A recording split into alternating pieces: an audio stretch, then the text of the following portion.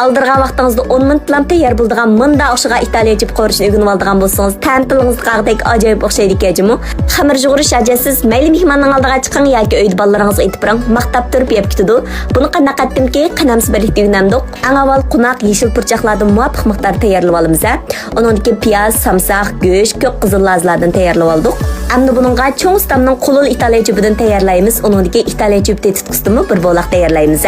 Qulul jubimizdan bir chin tayyorlasak 3 adam bemalol to'ydi. Buni qaynayotgan qozonga silib taxminan 12 minut atrofida qaynatib pishirib elib olamiz.